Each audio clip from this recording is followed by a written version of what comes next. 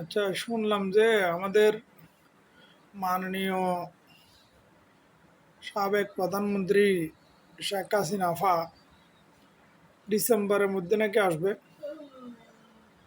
তো আওয়ামী লীগের এক নেতা বিদেশে বসে একটা লেকচার দিছিল শুনলাম। উনি যা মুখে বলেন তা অবশ্যই অবশ্যই করেন।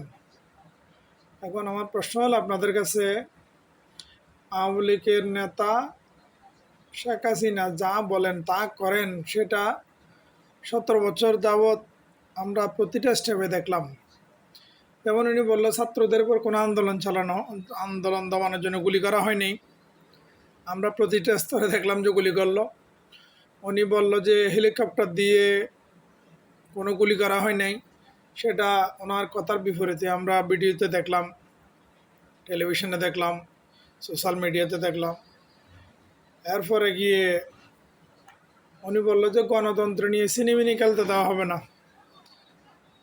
এই জন্য তিনি দিনের ভূত রাতে করেই গণতন্ত্র নিয়ে সিনেমিনি না খেলে কীরকম করে গণতন্ত্র উদ্ধার করে রাতে পুলিশ বাহিনী, র্যাব বাহিনী, সেনাবাহিনী দিয়ে, সেটা দেখতে পেলাম।